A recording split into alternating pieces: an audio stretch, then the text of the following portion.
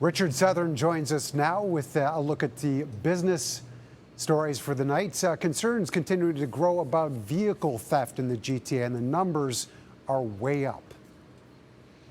Good to see you, Mark. Yeah, it is it's a huge problem, vehicle thefts in Ontario. The insurance company's out with a big report on this today, revealing that they have lost or did lose last year $1 billion.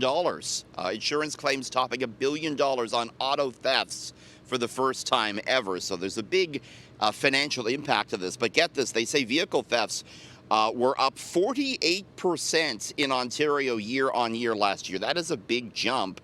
And the insurance industry now says that vehicle theft has become what they call a crisis. Just 45% of cars stolen here in Ontario are ever recovered. A lot of them head overseas. The insurance industry recommends audible anti-theft devices on your cars, like loud alarms, locks on the steering wheel and brake pedals, and even maybe a tracking system to help track the car if it does get stolen. You know, Mark, just a few weeks ago, the police chief in New York City said the New York City Police Department was giving out hundreds of free Apple AirTags to homeowners where there was high auto theft to try and track the cars. We're not doing that here at home, but it might be a bad idea to leave an free Apple ones, tag in your car. That's for sure. I think people are taking it upon themselves to try and do something like that to prevent this sort of thing from happening. While we're talking about vehicles, obviously there's been lots of discussion about companies that are making parts for EVs and making sure that they have some business to take care of here in Ontario.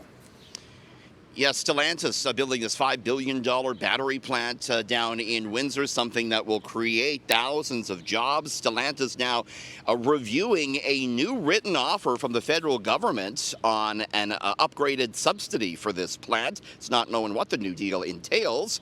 But Canada's industry minister today said it's an amount that shouldn't surprise anyone as Canada aims to, he says, quote, level the playing field and match subsidies offered in the United States. Here at Queen's Park, Premier Ford recently said that Ontario has committed to pay a third of the costs needed to save the project. It's not yet clear, though, Mark, how much exactly taxpayers are on the hook for. And obviously there's people in Windsor and St. Thomas that are eagerly anticipating the outcome of all of this going on as well. Okay, a lot of knock-on jobs to be created here, Mark. Exactly, hundreds. Okay, we're going to get into some of the stuff beyond the regular business. We like to talk fun things as well. This is in that vein. Forget burgers, fries. There are hotel patrons looking to more diversified room service menus. Yes, room service, Mark. I mean, it's very expensive. Sometimes we can't help ourselves. It's a nice little treat. Hotels.com is out with the most unusual room service requests of the last year. Someone, Mark, asked for diet water to be sent up to the room. Another hotel guest asked for melted ice cream, while yet another brought a raw fish to the room and asked room service to cook it to order. And we know room service isn't cheap, and so it comes as a little surprise that 30% of room service orders were over $100.